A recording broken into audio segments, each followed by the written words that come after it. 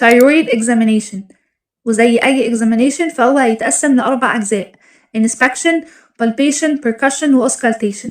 أول حاجة الانسبكشن، وده ممكن نجمعها في 6 S: sight، size، shape و surface، skin overlying و special character. أول حاجة الsight، بنشوف لو في swelling في الانتيريور neck في اللور بارت، ولو هو أكتر في لوب معينة زي لو مثلا في اليمين أكتر ممكن أقول إن في swelling في الانتيريور neck mainly in the right lobe. تاني حاجة size، ممكن يكون mild أو moderate أو huge. لو هو passing للsternocleidomastoid muscle فهنا enlargement من moderate to huge. تالت حاجة shape، ممكن يكون diffuse لو واخد الجلاند كلها فيكون butterfly in shape، أو ممكن يكون واخد جزء معين بس أو واخد لوب واحدة بس. رابع حاجة surface، ممكن يكون nodular أو ممكن يكون smooth. خامس حاجة skin overlying، بنشوف لو في مثلا زي scars ل previous operations زي لو في thyroidectomy. طب ازاي هيكون في thyroidectomy و thyroid swelling في نفس الوقت؟ ده ممكن يحصل لو حصل recurrence. بنشوف برضو لو في pigmentations أو لو في vitiligo، وخصوصا لو سبب الثيرويد disease حاجة autoimmune، فنعرف قاعدة إن الautoimmune بيحب الautoimmune، فممكن ألاقي أكتر من autoimmune presentation في نفس الوقت لأن هما tending to class together. ممكن أشوف برضو لو في vigorous carotid pulsations أو لو في dilated veins. آخر حاجة special character، دي هشوف فيها كذا نقطة. أول point، هل هي movable with deglutition ولا لأ؟ بتطلب من العيان إن هو يبلع ريقه، ولو السويلنج دوت اتحرك أثناء عملية البلع فده يديني احتمال من 2، إنها ممكن تكون thyroid gland أو ممكن تكون thyroglossal cyst. طيب هنفرق ازاي؟ هتطلب من العيان إن هو يطلع لسانه. الثyroglossal cyst بتتحرك أو بتختفي مع الحركة دي. مش هتطلب الطلب ده لو العيان elder، لأن المفروض إن الثyroglossal cyst بتبقى rudimentary في الolder age.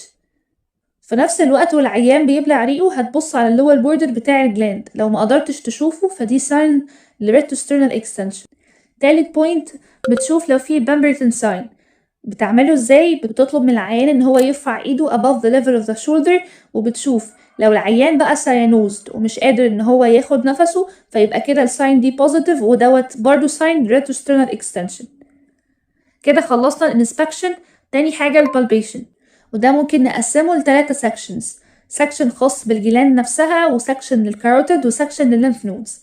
أول حاجة الجلاند، وممكن نجمع الكومنت بتاعها 4S و 3T و 1C. ال 4S هيبقوا تأكيد على اللي شفناه في الانسبكشن اللي هما السايت والسايز والشيب والسيرفس. بتقف ورا العيان وبتبالبيت الجلاند في النك.